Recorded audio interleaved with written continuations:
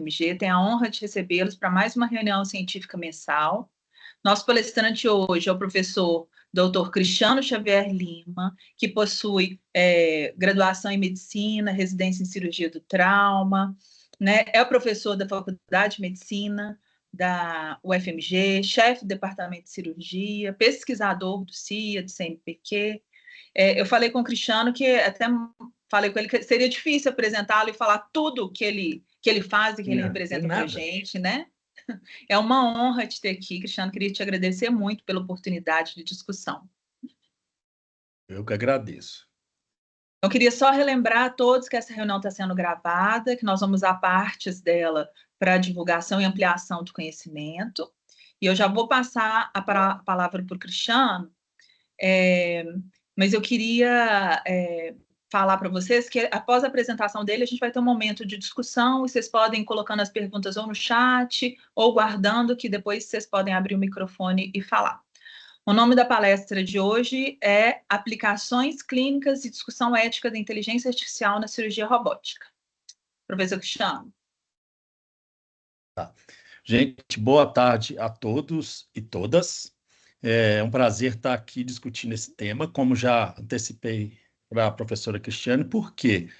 Porque por se tratar de um tema absolutamente controverso e novo dentro da nossa área da medicina, quanto mais a gente consegue discutir entre nós e interdisciplinarmente com o pessoal da computação, das ciências sociais, isso é que vai nos dar um embasamento para que a gente possa realmente utilizar essa nova realidade do mundo de uma forma construtiva, justa e no sentido dela vir para trazer benefícios.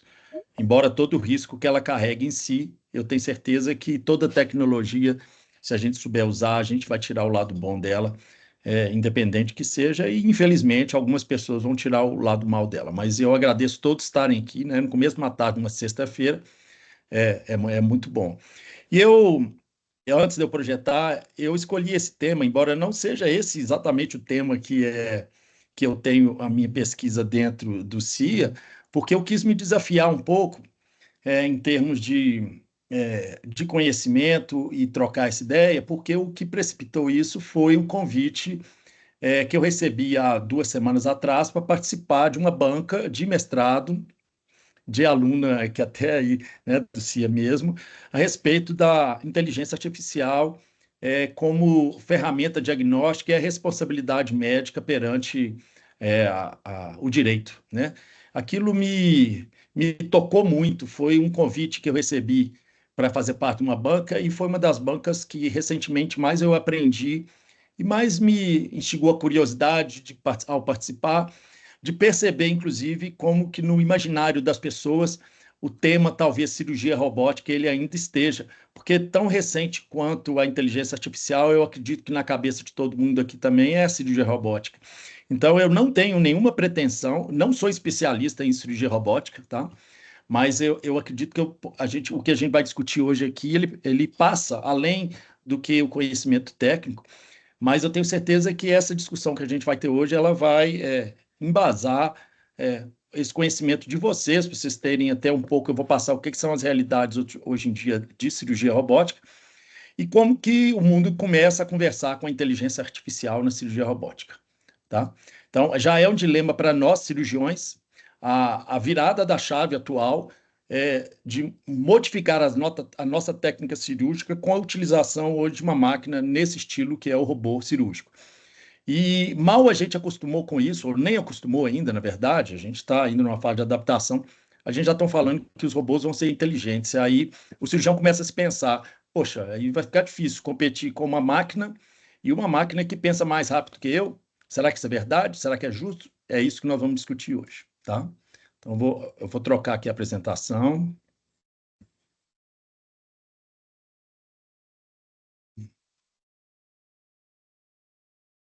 Todos estão conseguindo ver a minha projeção? Tá certinho. Tá. Então, o título hoje é Aplicações Clínicas e Discussão Ética da IA na Cirurgia Robótica.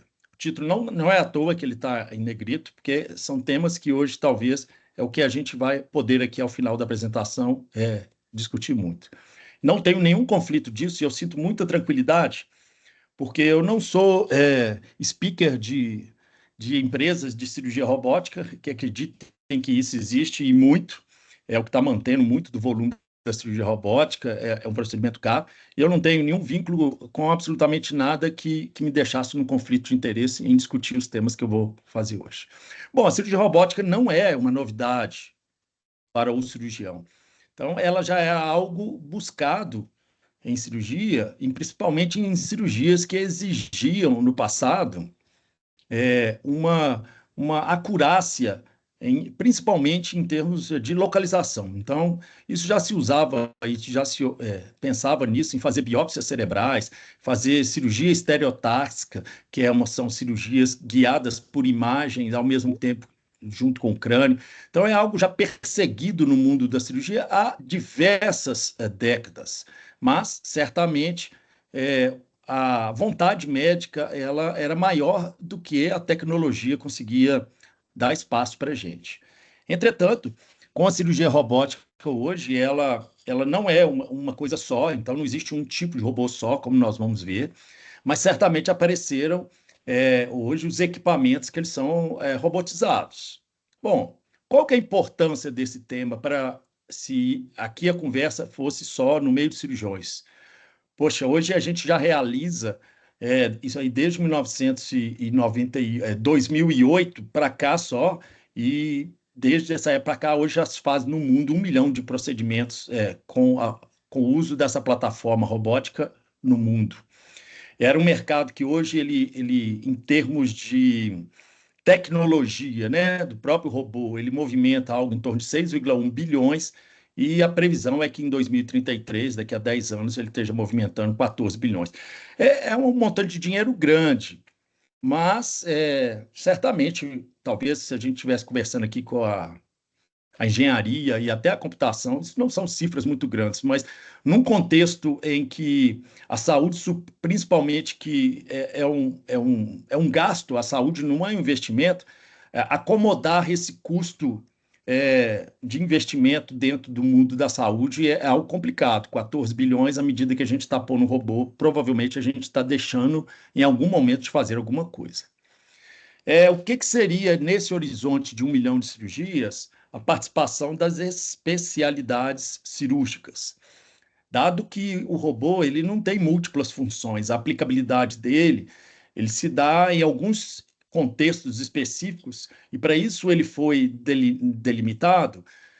A grande vantagem dele ele permitir uma flexibilidade muito grande do material que entra dentro da cavidade abdominal. Então, ele consegue virar direções, ele não tem uma direção só fixa, igual eram naturalmente os instrumentos cirúrgicos, é como se fosse uma extensão da mão do cirurgião mesmo. E várias mãos, o mesmo cirurgião, por exemplo, pode controlar 5, 6 mãos ao mesmo tempo. Então, ele se encaixou muito bem em alguns tipos de cirurgias que ou envolviam o acesso a uma cavidade de difícil acesso, como a urologia, a ginecologia, e como na cirurgia geral também, a gente tem uma região do andar superior do abdômen e da pelve, que é operada, cirurgia digestiva, em que eles caiu muito bem. Entretanto, em outras cirurgias, como a cirurgia pediátrica, ele ainda não teve uma penetração muito grande. Só para demonstrar que já mesmo atualmente, a gente já vê uma predominância em certas especialidades. E com isso é um tipo de utilização que, ao mesmo tempo, guia a tecnologia em termos de especialidade. Bom, quais são os 2 grandes objetivos que eu separei para a gente discutir hoje? Isso não é uma palestra, isso vai ser uma discussão muito grande. Aplicações hoje clínicas da inteligência artificial na cirurgia robótica. Até o momento aqui nós estávamos falando em cirurgia robótica, ainda não estava falando nada de inteligência artificial. E quais são as questões éticas que hoje a gente já pensa que podem nos dividir em termos de ser contra, a favor, ou mesmo questionar muito a inteligência artificial nesta cirurgia robótica? Será que isso é possível? Bom, para a gente fazer o primeiro exercício nosso, eu vou pedir que vocês leiam essa frase, porque eu vou ter que usar a imaginação. Eu pus esse slide porque essa palavra imaginação, eu vou explicar ela ao final da minha aula. Mas certamente todos que leram o título da aula e que não são cirurgiões e que nunca viram entrar num bloco cirúrgico para ver o que é um robô, eu imagino que cada um de vocês possa estar imaginando o que é um robô de cirurgia, né? A gente pensa que tem que ser melhor. Se o médico se imagine chegando numa consulta médica e seu médico fala, essa cirurgia é extremamente delicada, são uma região muito nobre, eu preciso de uma tecnologia muito avançada e o senhor pode escolher, ou a senhora pode escolher. Se imagine nessa situação que o seu médico te pergunte se você pode escolher, você quer operar essa cirurgia pela via convencional ou você deseja isso pela via robótica? É uma pergunta que eu poderia fazer para todo mundo aqui. Bom, eu quero que vocês fiquem com isso na cabeça. Nesse sentido, se o cirurgião mostrasse essas duas imagens aqui, talvez eu não quisesse ser operado por aquele robozinho ali pequeno, não, porque ele me parece que não sabe nem ficar em pé, tem um negócio segurando ele, e não sei se ele vai cortar minha pele direito com aquela mão bem esquisita, né? Então, certamente esse não é o tipo de robô que a gente gostaria, que a gente fizesse imaginar, não é esse robô que me faria cirurgia, né? Então, eu penso assim, você está me oferecendo uma cirurgia robótica, é um robô que vai me operar. Bom, e esse grandalhão aí também, certamente não deixaria ele fazer uma plástica do meu nariz. Bom, esse já começa a ficar um pouco mais, né? Se eu, como médico, falar, não, mas o meu robô é inteligente. Olha a foto dele antes da minha cirurgia. Ele pensa, ele raciocina, ele tem olha o cérebro dele como é destacado e tudo. Então, hoje, no imaginário das pessoas e do mundo inteiro, dos leigos, a cirurgia robótica é algo maravilhoso e algo já real, e é esse robô aí que vai operá-lo. E, por vezes, ele é mais inteligente que o médico. Então, se o cirurgião poxa, se esse já é um bom cirurgião e ele ainda opera com um robô, nossa, que dupla, é esse que eu vou querer. A realidade é que a gente já vê lá o fundo, o que é uma parte do robô, é aquelas pinças que estão lá em cima, mas basicamente é isso. Isso é uma dos modelos de robôs que robótica que tem. O cirurgião hoje ele já não precisa, o principal, ele trabalha naquele console ali ele realiza movimentos e ele trabalha com uma visão indireta do campo cirúrgico, que são óticas que trabalham dentro, e ele vai fazendo movimento com as próprias mãos e seguindo com o pedal e o movimento das mãos, ele consegue fazer movimento naquelas pinças que se encontram próximo ao corpo do paciente ali. Já para adiantar, a gente tem normalmente o outro, né, equipe cirúrgica formada por 2 ou 3 auxiliares que ficam no campo cirúrgico, tanto para orientar um pouco o robô, às vezes trocar uma coisa que precisa manusear, mas são cirurgiões aptos a fazer a cirurgia também. Como no caso de qualquer urgência que possa acontecer, por disfunção do equipamento ou algo inadvertido ocorrer, ele tem que saber, junto com o cirurgião principal, que ele vai ter que escovar, vestir. Então, hoje eu digo que talvez ainda o robô, ele eu posso me atrever a dizer, talvez ele seja muito mais confortável para o cirurgião do que para o paciente. Talvez hoje a explicação maior, se me perguntar o que ele é melhor para o cirurgião, porque eu não sei se todo mundo aqui já deve ter feito quem é medicina aqui, mas colocar uma máscara, pôr um óculos, pôr uma lupa, pôr um avental, no dia que está quente, o bloco não funciona e tudo, operar com o robô é uma beleza, você fica sentado ali numa posição tranquila, toma seu suco, não tem que lavar, não tem que ficar estéreo, o ar-condicionado da sala funciona perfeitamente, porque o hospital vai preocupar do seu robô funcionar assim, mas essa não é uma realidade de todo mundo. Aqui estão os movimentos, por exemplo, para a gente imaginar o que movimenta, né, aquelas pinças. É um movimento que o cirurgião, ele se faz um treinamento, ele transfere esses movimentos com a mão, e com os pés ele consegue aproximar, desaproximar as pinças, utilizar as pinças. Existe um período de treinamento para que isso possa ser feito. E os auxiliares ficam em posições, o tanto que tem de conforto para o cirurgião, tem de desconforto para os auxiliares, porque ele fica com o pescoço virado, né, para todo lado, e ele fica tomando conta dessa parafernália instrumental e de tecnologia durante o procedimento inteiro. E que são, de um modo geral, procedimentos bem mais longos que os procedimentos convencionais. Assim, basicamente, o tempo ele é pelo menos 80% na maior parte das vezes, principalmente na dependência do treinamento ainda que a pessoa tem, a habilidade dela é bem mais demorado que uma cirurgia convencional. E quais são as aplicações clínicas e a robótica, por enquanto, a gente está falando? Eu não estou falando ainda de inteligência. Bom, Ele tem capacidade, principalmente, de transformar realidades desafiadoras de imagem para o cirurgião em uma coisa melhor. Exemplo, estruturas que são muito pequenas, a gente consegue ter um aumento dela de 20 vezes, 30 vezes.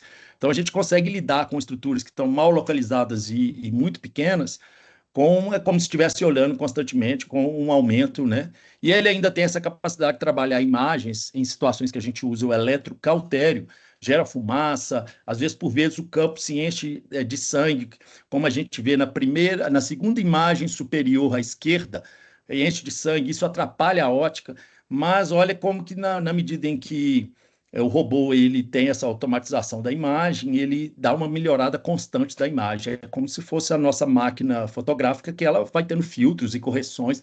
A verdade é puramente isso mesmo, são filtros que ela vai citando. Bom, primeiro momento eu faço essa pergunta: isso é inteligência artificial? Não, se isso é inteligência, visão não é inteligência, né? Assim, isso não é inteligência e nem se caracteriza como inteligência do que nós estamos hoje discutindo. A outra possibilidade que existe do robô hoje, que são um tipo de autonomia um pouco maior, nós vamos discutir isso adiante, seria quando o cirurgião hoje ele trabalha, ele vê os exames que todos os pacientes fizeram, tomografia, uma ressonância, uma arteriografia, mas na hora que ele operar, muitos desses órgãos são órgãos sólidos, como a gente pode ver na imagem à direita, aumentada ali.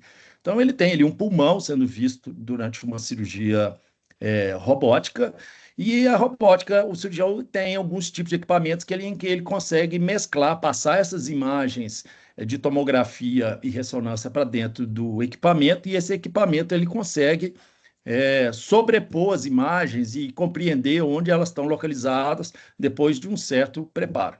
Isso já é o Deep Learning, isso nós já estamos falando que é algo mais avançado do que o quadro anterior apresentado. Ele pode chegar a esse nível que, embora isso aqui pareça uma coisa grande, isso aqui é uma coisa muito pequena. Isso aqui é uma dissecção de linfonodos em que, por vezes, o plano certinho de dissecção é difícil.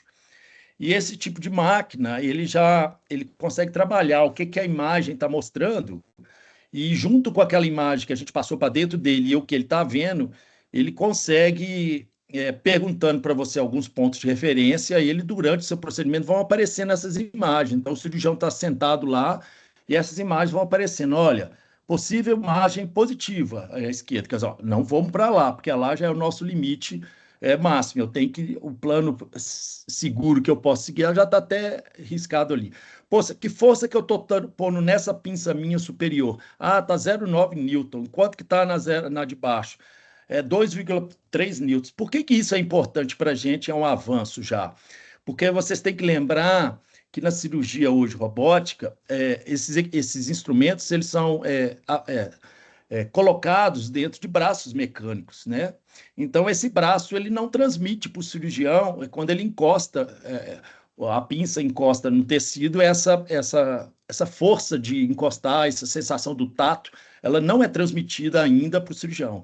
Existem alguns tipos de equipamentos que nós vamos discutir para frente, que ele tenta transmitir isso de uma outra forma. A primeira proposição feita pelas empresas foi essa, de mostrar a força que está ali. Então, embora pareça que as duas pinças estejam fazendo o mesmo grau de força, a gente pode ver claramente que uma está quase 3 vezes mais de força que a outra. Mas o cirurgião precisa ficar olhando para isso o tempo inteiro, algo que numa cirurgia convencional isso já está trabalhado dentro do cérebro dele. Bom, e como que essa questão tátil, então, ela se tornou dentro da cirurgia robótica um grande desafio, e ela talvez ainda dentro da cirurgia robótica é o maior desafio, porque isso faz falta o cirurgião sentir o que ele está encostando. Pode parecer algo muito pretensioso da nossa parte, mas quando a gente pega um instrumento cirúrgico e a gente encosta na estrutura, é como se eu estivesse encostando meu próprio dedo lá. Lógico, com a transmissão de um metal no meio disso. Mas isso não é transferido na cirurgia robótica. A gente já não é uma novidade a cirurgia laparoscópica, que é essa usando câmeras. Mas os equipamentos que a gente usava, a gente mesmo manipulava eles com as mãos, embora a gente estivesse olhando uma câmera. No robô, a gente perdeu essa sensação tática do que é mais duro, na hora de passar o ponto, a resistência daquele tecido. E isso hoje, como que a indústria está lidando, é através de uma compreensão que ela vai sentir E, por exemplo, eles fizeram a proposição de que a resistência de uma estrutura ou a força ela voltasse para o cirurgião na forma de um tremor. Então, quanto mais treme, mais força. Quanto menos treme, menos força. Começaram a fazer esse treinamento com alguns cirurgiões habituados em cirurgia laparoscópica e robótica, e eles viram que o cirurgião, com o tempo, o cérebro dele, o sistema nervoso, ele consegue transferir uma sensação que era de pressão ou tato com essa vibração. E o que não me assusta, se eu ver meu menino jogando um videogame hoje em dia, na hora que chega perto da coisa perigosa, o controle já treme, né? Então, isso talvez eles venham copiados até desses mesmos esses modelos. E eu, por incrível que pareça, até eu aprendi aqui, ó, quando está vibrando tem uma coisa errada. Bom, o que nós falamos até agora, dentro da cirurgia robótica, é que nível de autonomia a gente tem.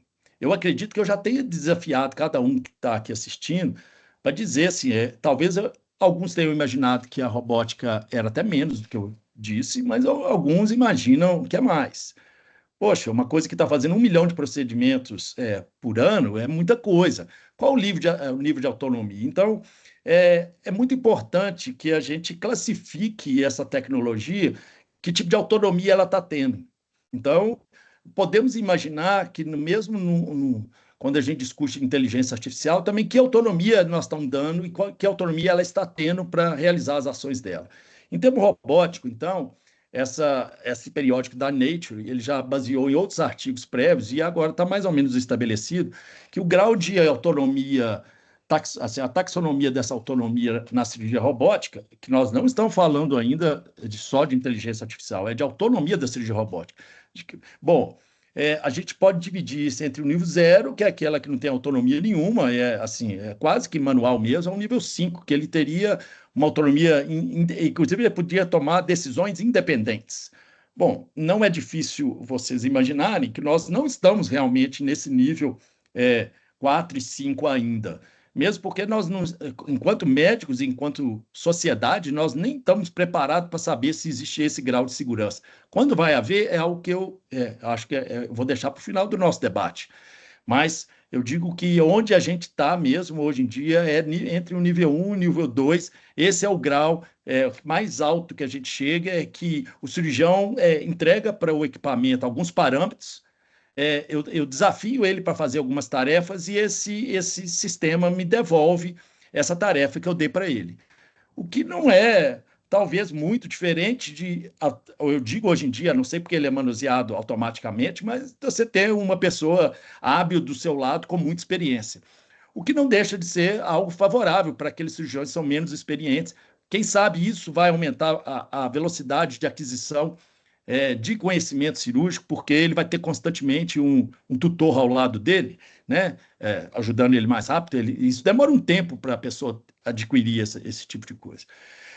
Essa imagem ela vai mostrar os 5 níveis de máquinas hoje que a gente trabalha, e aqui são todos os robôs que foram autorizados pelo FDA até o presente data. Então, é número de plataformas de robôs conhecidas. A gente pode ver claramente que a maior parte das plataformas, né, mais de 40 e poucas, elas são equipamentos que simplesmente assistentes, simples assim, são braços e que a gente... Apenas duas máquinas conhecidas até hoje, elas têm algum nível 3 de autonomia. E esse nível 3, inclusive esses equipamentos, eles não estão em uso clínico, eles estão em uso ainda de validação, e ou eles são para procedimentos em que essa autonomia são como aquelas biópsias, elas não são procedimentos complexos, como uma cirurgia urológica, uma cirurgia ortopédica, assim por diante. Então, como eu citei nos slides anteriores, por uma questão que algumas cirurgias se adaptam melhor a esse tipo de tecnologia, a gente já vai vendo claramente que o número de robôs também vai seguindo aqueles que mais utilizam, o que é uma lógica de mercado absolutamente compreensível, né? Então, a gente não vai ter uma grande dificuldade de um cirurgião plástico, por exemplo, ele conseguir ir a um congresso de cirurgia robótica, mas todos os ortopedistas e os urologistas, eu afirmo para vocês que eles podem ir para qualquer lugar no mundo pago por uma empresa de cirurgia robótica. Então, eles investem neles porque eles são os grandes consumidores. Bom, de forma que eu possa resumir essa primeira parte, que atualmente a maioria dos casos de autonomia de robôs envolve paradigmas de controle de circuito fechado. Nessa dissertação que eu participei, uma das coisas que foram discutidas é exatamente isso. Bom, o que a gente... É inteligência artificial, aquela mudança de imagem? Não, não é. É mudança, é inteligência artificial que utiliza para tirar o tremor do cirurgião e aquilo não passar para as pinças? Não, não é. Aquilo é realmente tecnologia, mas é um circuito fechado. Então, ele está muito limitado ainda em termos de inteligência artificial. No máximo, em algumas situações, ele está auxiliando o registro de paciente, controle automatizado de uma câmera. A câmera chega mais para longe, mais para perto, e algumas medições digitais em coisas 3D, mas longe de manipular sozinho um equipamento e tomar uma decisão, uma sutura, que é a união de uma estrutura com outra. Nós não estamos daqui, não é aquele robô. Aquele robô, ele pensa só, mas ele ainda não é cirurgião. Tá? Ele não é uma inteligência artificial, porque para acontecer isso, seria como nessa apresentação, seria quando a gente chegar no momento ideal que essa tecnologia, a gente passando para ela essas características do nosso paciente, ou ele mesmo descobrindo isso através, né, dos registros médicos, através do vídeo que ele vê, a cinemática, dos instrumentos, que é uma coisa complexa para o robô acompanhar imagens hoje, inteligência artificial, é uma coisa complicada ele entender que aquele equipamento é ele, é dele, aquilo é do paciente e o outro é o médico. Quer dizer, tem 3 movimentos na tela que são feitos por pessoas diferentes, ele vai ter que saber compreender isso, né? E ele tem que ter sensores para tudo isso. Isso tudo trabalhado, ele poderia realmente nos voltar ao que é o desejo de todos, uma cirurgia relativamente autônoma, ou sendo autônoma, no mínimo uma assistência intraoperatória mais valiosa, mas certamente, no meu modo de ver, o que ele pode mais contribuir é no termos educacional, de dar feedback intraoperatório para o cirurgião, seja em tempo real, seja após a cirurgia. Quer dizer, o cirurgião hoje ele precisa entender onde ele não foi tão bem, por que não foi tão bem, por que a cirurgia de um tem um resultado, do outro cirurgião a mesma cirurgia ele tem outro resultado, por que um demorou 3 horas para fazer, o outro demorou 6 horas para fazer. Isso é uma coisa que os nossos residentes do hospital têm muito, e os médicos têm muito pouca paciência para entregar. Então, eles seriam quase que um analisador individual, um personal trainer do cirurgião numa cirurgia robótica, né? Bom, e o que é esse mundo inteiro de cirurgia robótica que a gente está falando e inteligência artificial na cirurgia robótica? Bom, se a gente já tem muito artigo de cirurgia robótica, me assustou muito quando a gente pega e coloca no PubMed e pesquisa lá quais são artigos dos últimos 5 anos, artigos de periódicos médicos, que ligam esses 2 termos, inteligência artificial e cirurgia robótica. Poxa, 4.000 artigos. É surpreendente a gente imaginar que 4.000 artigos já foram publicados nesse tempo. Mas será que esses artigos, eles realmente trazem alguma novidade? Eles são baseados, quando a gente fala em um nível de evidência deles é alto? Quer dizer, certamente quando a gente começa a filtrar mais e a gente coloca como, não, eu vou procurar aqui quem são os clinical trials e os controles clínicos, né, os trabalhos clínicos randomizados nos últimos 5 anos. Isso cai para 127. E mesmo assim, quando você vai neles, você vai vendo que inclusive na hora se você tenta fazer, além de ser randomizado, uma análise criteriosa disso, fazer uma revisão bibliográfica sistematizada, a gente vai ter muita dificuldade. São equipamentos diferentes, são cirurgias diferentes, são situações diferentes.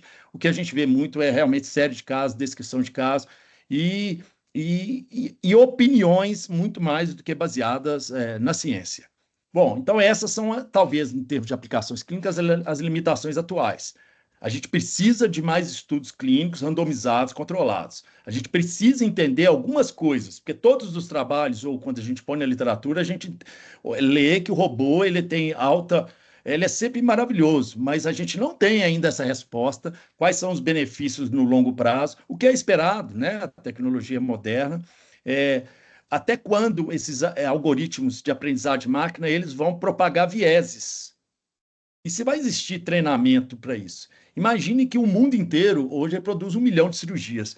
Eu faço essa pergunta aqui, né, pessoal da computação, quanto que ele acha que, diante disso que eu apresentei aqui, quantos casos ele vai precisar, quantas cirurgias ele precisa ver para ele aprender a ter o treinamento, depois do treinamento a gente fazer a avaliação dele, para depois a gente começar a usar. Bom, e esse aprendizado dele vai ser feito com o quê? No mundo inteiro opera 1 milhão. Poxa, 1 milhão no ano inteiro, será que eu vou poder contar com os dados do Brasil inteiro? Isso é possível do ponto de vista ético? Seria certo eu passar a cirurgia de outra pessoa para um? Que certeza que eu tenho certeza de tudo que acontecer em volta daquela cirurgia, se aquilo realmente serve para o treinamento do meu robô? Qual é o custo e a efetividade de um robô desse, de inteligência artificial, atualmente ou para os próximos 30 anos? Nos países de baixa e de média renda. A gente tem, tá? Robôs em países de baixa e média renda. O Brasil é o maior centro em número de robôs da América Latina e um dos maiores do mundo até em número de robô. E nós somos esse país de média renda, né? Mas isso está restrito a um grupo populacional específico. Até que quando isso é o certo a ser feito, e será que isso vai dar conta? Quer dizer, o tempo de aprendizado, se a gente basear só nesse pequeno número também de cirurgias, ele vai ser suficiente para alimentar os bancos de dados que a inteligência artificial precisa? Não sei, né? Eu acho difícil. Eu estou me dando ao direito de dizer que eu vivi uma mudança grande na cirurgia. No ano que eu terminei minha residência, foi um ano que iniciou mesmo, de modo prático, a cirurgia laparoscópica, que antes a gente sempre abria cortando o abdômen, abrindo o tórax e tudo, com bisturi e tudo. Não, a gente começou já a fazer a cirurgia guiada com os instrumentos que a gente mesmo manipulava, guiado por uma câmera, que é basicamente o que a cirurgia robótica faz. A diferença é que não é a minha mão que está mexendo nesses instrumentos. Quem está mexendo nesse mão a minha mão está direcionando uma pinça que está movimentando. Isso demorou para fazer no Brasil chegar no SUS em torno de 22 anos, 20 anos. Eu acho que o mundo é muito mais rápido, mas o pulo não era tão grande. A gente estava dizendo que o Cristiano continuava operando o doente com a barriga aberta e a cirurgia laparoscópica. Aqui nós estamos dizendo que o Cristiano vai ser um mero espectador, ou ele vai ser um aprendiz da máquina, ou ele vai ser um tutor da máquina.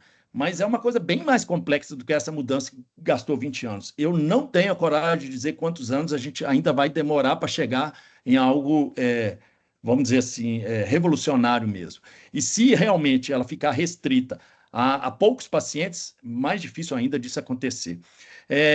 Uma sala dessa, na hora que prepara para uma cirurgia, gente, é um mundo de plástico, é um mundo de material descartável que joga fora. Então, é uma cirurgia cara, 10 mil, 15 mil reais, no mínimo, assim, a preço de custo, são julgados só de material fora que não são reaproveitados. Hoje em dia, isso não é reaproveitado.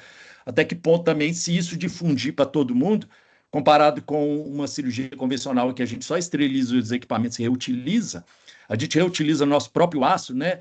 O aço está tão difícil hoje, né? O comércio dele no mundo todo. Eu acho que isso também é uma coisa para a gente pensar. Bom, quais são os dilemas éticos? Quando a gente. Esses aqui todo mundo conhece, o dilema ético, né? A gente discute isso todo dia aí no CIA.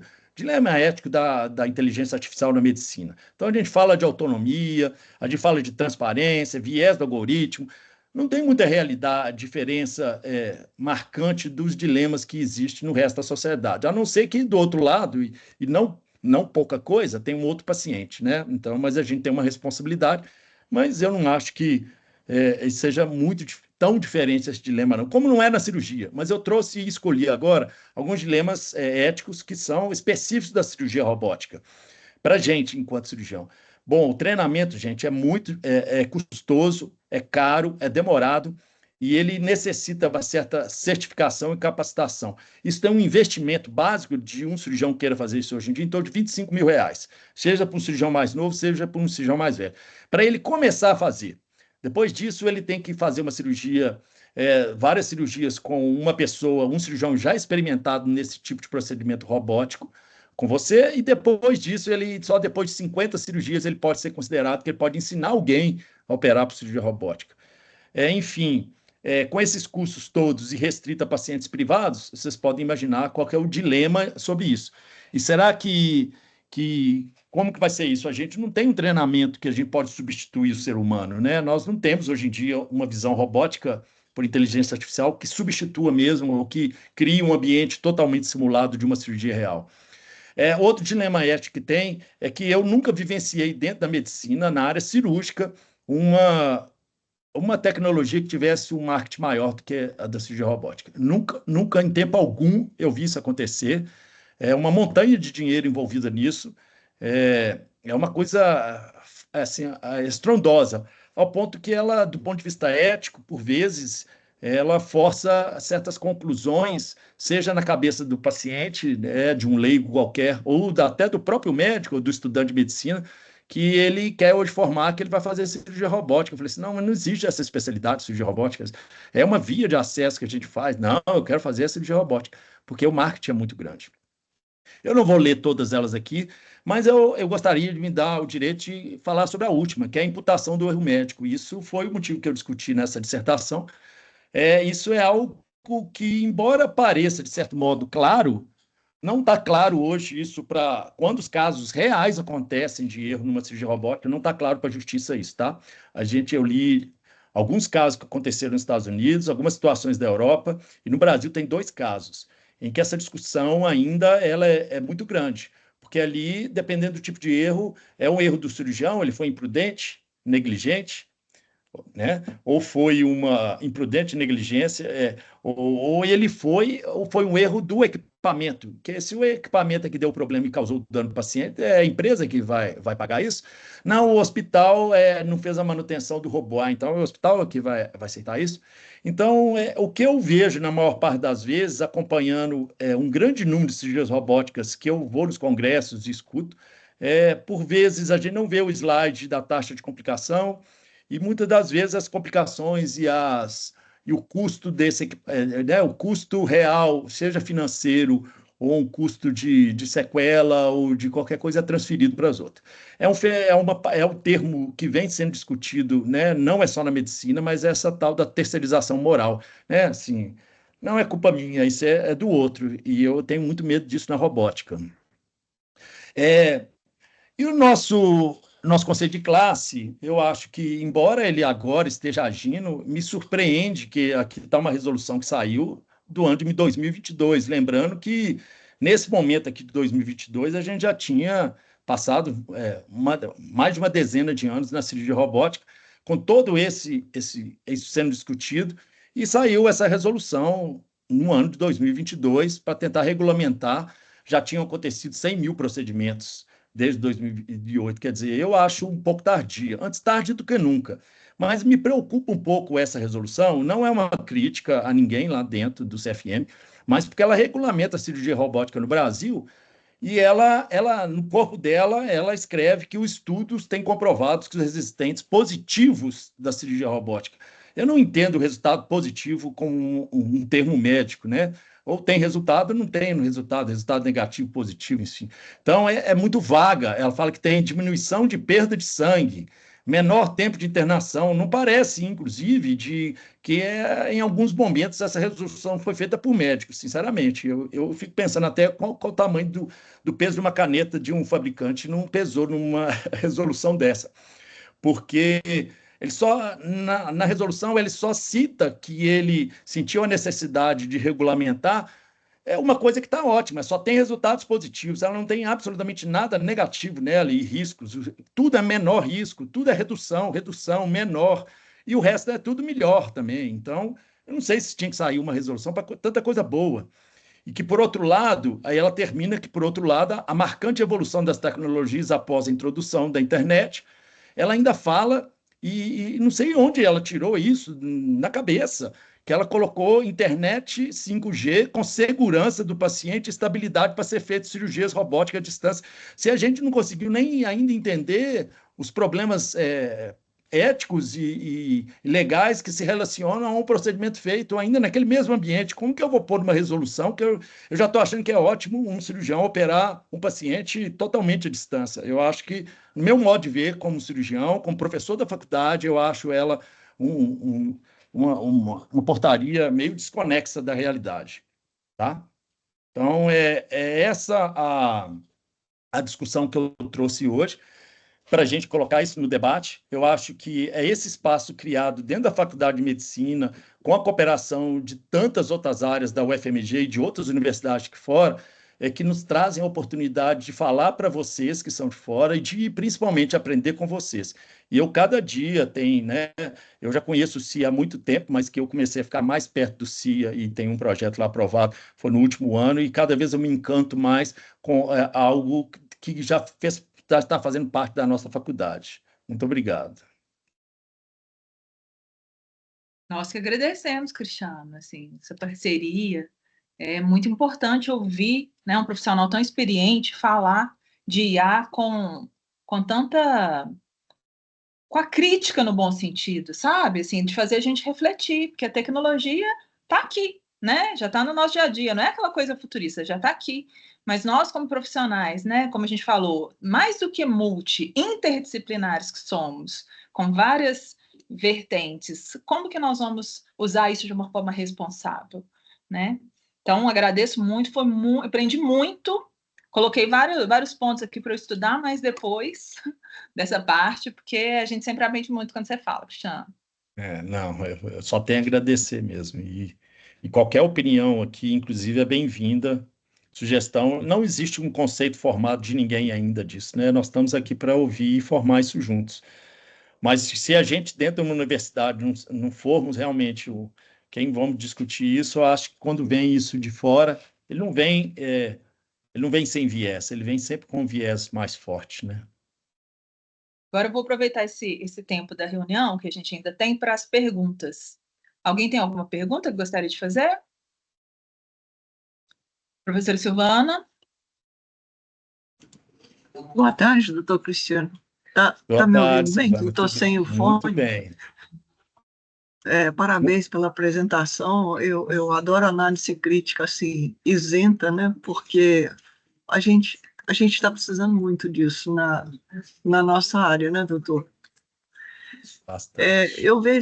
Eu trabalho com saúde baseada em evidência há muitos anos, e eu vejo, por exemplo, o glamour, né, de uma cirurgia robótica, e infelizmente muitos colegas oferecendo isso como se pudessem garantir para eles desfechos que efetivamente nunca foram demonstrados. Então, eu vejo na cirurgia, na prostatectomia radical, por exemplo, que é uma das mais usadas, ela, em todos os estudos, todas as revisões sistemáticas sérias que a gente vê, infelizmente não diminuiu em nada os dois desfechos mais temidos, né, da cirurgia, que é a disfunção erétil e a incontinência urinária. Ela não conseguiu fazer melhor do que a cirurgia aberta. E os colegas continuam oferecendo para os pacientes como se ela fosse mitigar o risco desses eventos. Especificamente da cirurgia da prostatectomia radical, que eu acho que é uma das mais difundidas, né? Até porque é uma cirurgia que, pela frequência, ela até consegue manter o custo de manutenção do Da Vinci, né? Alguma coisa específica. Eu fico pensando assim, o dia que o robô conseguir distinguir no tecido prostático, o que é tecido prostático, o que é um nervo, o que é um vaso, aí a gente com certeza vai ter uma qualidade melhor do resultado. Mas até hoje a gente corta com bisturi a frio, com eletrocautério, com a pinça, mas a gente corta, né? A gente não tem essa... Se o senhor pudesse comentar esse assunto da prostatectomia. Essa, sem dúvida, foi a cirurgia que iniciou, né, o trabalho da cirurgia robótica. Igual na época laparoscópica, quem iniciou foi a cirurgia de vesícula. E a cirurgia de vesícula, quando a gente compara as duas épocas, que foi a cirurgia aberta, que foi um grande desafio para o, né, sistema de saúde suplementar e para todo mundo incorporar a laparoscopia, também é algo que está sendo para a gente. Era um passo muito grande em termos de investimento. A cirurgia colestectomia, ela mostrou resultados muito rápidos, porque ela é muito fácil de se esperar que entre cortar, né, fazer uma incisão infra ou média abdominal inteira, mais aquilo, o paciente passava 3 dias dentro do hospital. Uma cirurgia laparoscópica, a gente dá alta no paciente hoje, uma vesícula no mesmo dia, às vezes 6 horas depois, e quase sem analgésico, em que pese os erros que aconteceram no início da tecnologia, do aprendizado de todo mundo. Ela era a nossa cirurgia mais frequente e ela foi o pivô da cirurgia laparoscópica por muito tempo, como é o da cirurgia robótica, a prostatectomia. Desde o início, a prostatectomia teve uma dificuldade. Eu acho que hoje ela já começa a ter alguns resultados com experiência maior das pessoas, alguns resultados positivos, e isso depende muito da visão que enxerga. Eu acho que talvez o custo financeiro ainda seja muito difícil, como era na época a cirurgia laparoscópica, mesmo a gente sabendo dos benefícios clínicos que ela tinha.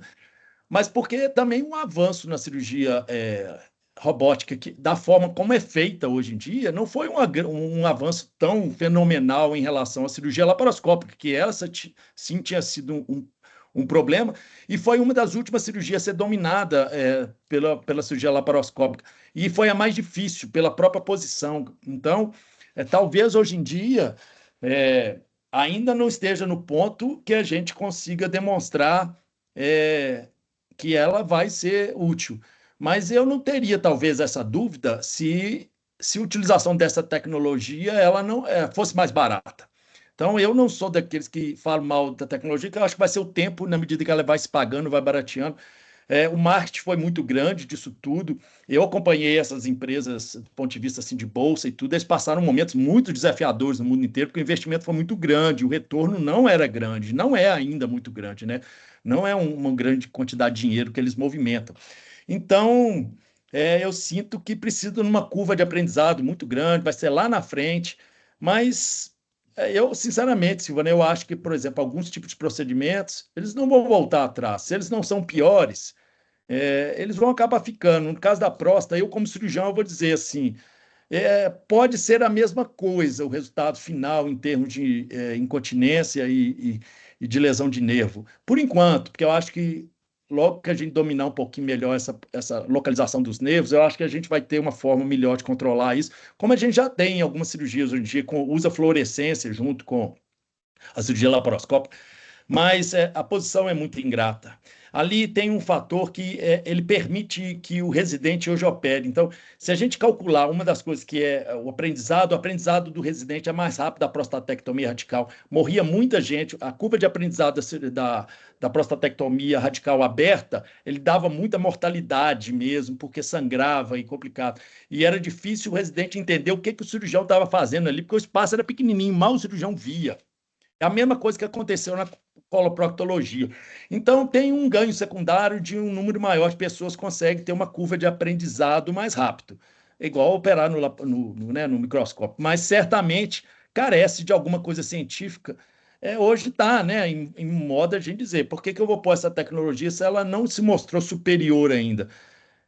É difícil, eu não tenho resposta para dar, né, para isso, mas eu compreendo o que o urologista sente. Se me perguntar se eu tenho que debater para fazer uma hepatectomia por robótica, não vou debater para fazer uma hepatectomia por robótica, porque ou aberta ou coisa, ela é muito mais rápida. A gente tem outras coisas a se pesarem nisso, mas eu acho que tem outras coisas também na urológica que pesa a favor da robótica, que a curva de aprendizado dos residentes ela é menor. Então, não sei se por isso só justifica o investimento.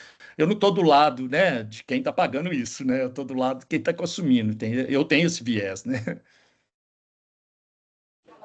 Só comentando, como o senhor falou, né, ela pode ser mais confortável para a gente, professor e cirurgião, do que, eventualmente, isso seja um benefício entregue para o paciente, né?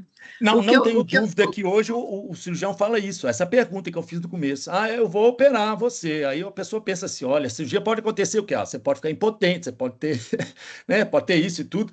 Eu posso te operar por cirurgia convencional, eu tenho a robótica. A robótica hoje em dia ele tem isso, tem aquilo, tem aquilo, tem aquilo, tem aquilo. Dependendo como você fala, a pessoa fica assim, nossa, só se eu não tiver dinheiro que eu não vou pagar isso, porque isso aí é muito melhor. Eu quero ir para a primeira classe, né? E não necessariamente eu estou pulando para a primeira classe. Quem está pulando para a primeira classe, ainda neste momento, eu posso dizer que é o cirurgião, e menos o paciente. Mas é uma questão de tempo, eu não estou criticando, mas, na verdade, hoje em dia, quem pula para a primeira classe é o cirurgião, não é o paciente. Muito obrigada. Mais alguma pergunta, gente? Misael. Oi, professor. Sou o Misael, gostei muito da sua apresentação. Já tive aula com o senhor, inclusive, na faculdade. São muitas pessoas, né? Inclusive, imagino que o senhor não lembra, mas Não, eu mas eu lembro lembro você bastante do sim. senhor. Professor, o senhor falou, né, sobre a aplicação da IA e ficou claro para mim que os resultados ainda são muito poucos, né? Muito poucos e bastante limitados. O senhor comentou um pouquinho sobre acessibilidade, eu fiquei pensando aí, como o senhor disse lá na frente, né, com a imagem do Einstein, sobre a imaginação. O senhor acha que, nas expectativas, pode ser que a IA aumente a acessibilidade nas regiões que não têm acesso ou algo assim, ou você acha que isso pode piorar ainda mais por aumento de custo ou algo semelhante? O que você acha sobre essa questão? Acessibilidade onde não tem mais o que? É recurso financeiro que você diz? Isso, Que tipo de principalmente as regiões em acessibilidade? que acessibilidade a regiões que possam usufruir dessa tecnologia, mas elas não têm acesso, como por exemplo o interior, né, que é muito comum. Tecnologias avançadas e centros pequenos, elas sempre são complexas. Elas mais funcionam como marketing médico do que especificamente a saúde daquela população, né? Mas essa legislação, não sei se você conhece, ela, por exemplo, ela limita. O cirurgião robô ele só pode ser para o hospital considerado de alta complexidade, ele tem que ter CTI, ele tem que ter uma série de coisas para a própria imagem da empresa, ela preocupa com isso, ela não instala ele em outras situações além dessa. Então, eu posso dizer isso assim, no passado, quando começou a cirurgia robótica aqui em Belo Horizonte, teve uma faculdade, já lançou um curso de pós-graduação em cirurgia robótica, enquanto não tinha nem tinha um ou dois robôs aqui em Belo Horizonte. E é engraçado que nesse curso tinha muito mais cirurgião do interior do que cirurgião da capital. Então, o interior, eu digo isso porque eu conheço meus colegas que foram e que estão indo para o interior.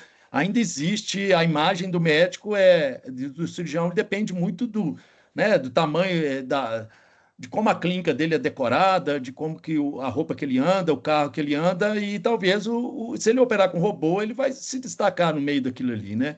Então, não é talvez a realidade dos grandes centros, quando a gente pega cidades grandes, igual São Paulo, Belo Horizonte e tudo.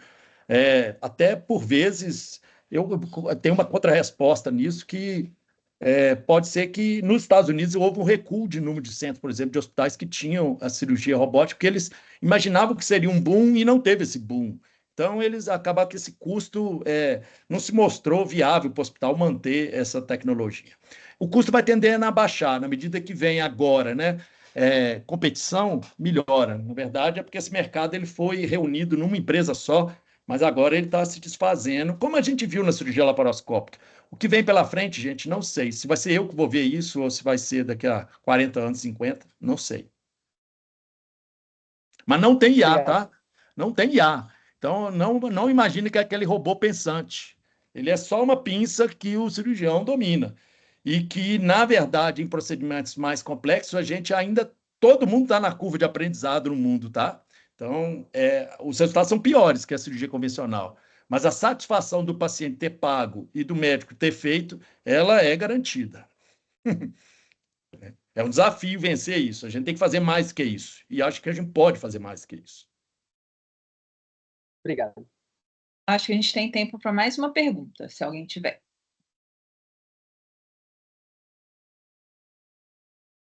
Pode falar, Lívia. Oi, professor. Meu nome é Lívia, eu também sou aluna. Lembro. Eu queria perguntar sobre, no nosso contexto, né? A gente está na graduação. Se você acha que a faculdade ela está preparada para abordar esse assunto, como que ela poderia abordar? Porque, assim, na minha visão, eu também achava que cirurgia robótica era o máximo. Eu queria saber como que a gente pode fazer para abordar esse tema durante a graduação, durante a residência, enfim, os impactos disso. A sua pergunta, Lívia, foi muito boa mesmo. Por quê?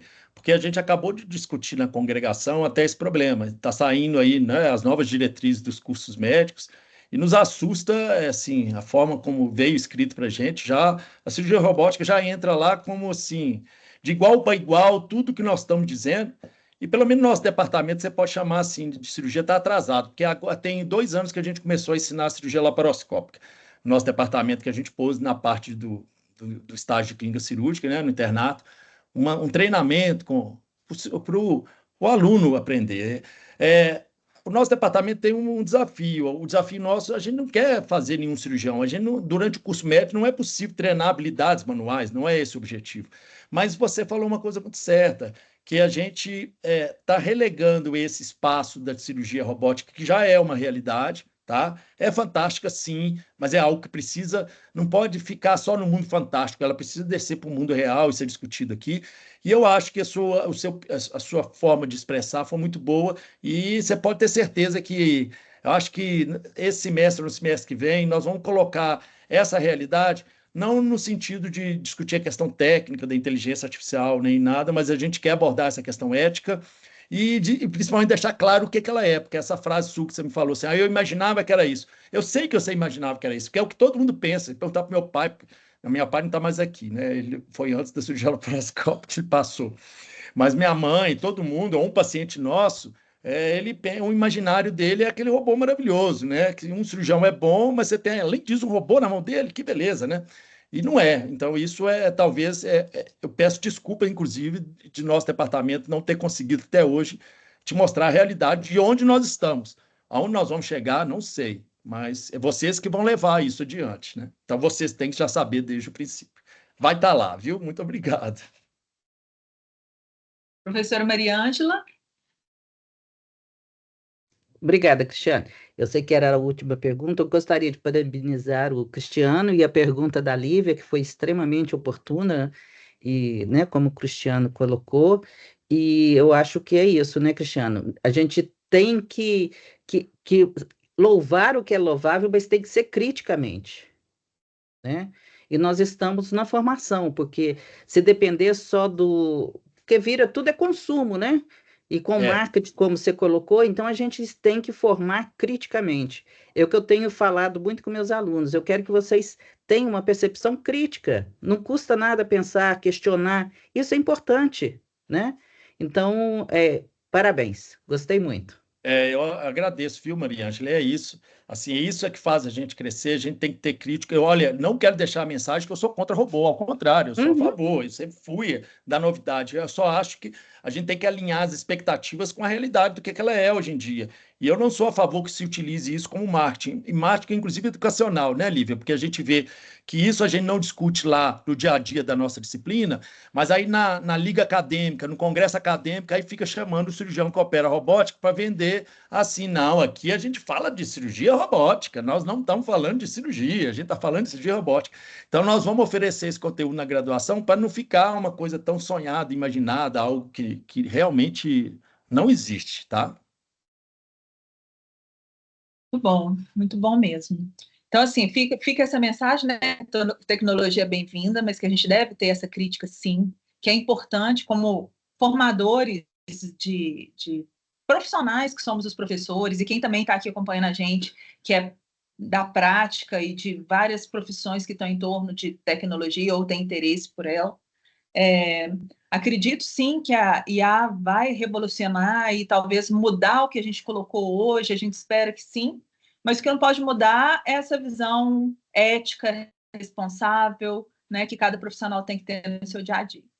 Então, vou encerrar a reunião agradecendo mais uma vez ao professor Cristiano, agradecer a todo mundo que está aqui. Vou passar a passagem para você, a palavra para você, para os recados. Queria agradecer, viu, todo mundo que está aqui, que participou. Quero convidar para os próximos encontros. Agradecer a parceria da Unimed, que está aqui sempre com a gente, tão próximos, financiadores FAPES e FAPEMIG. E vou passar a palavra para a Elisa. E não esqueçam que a nossa reunião é sempre, né, nessas sextas-feiras, e a gente envia os links.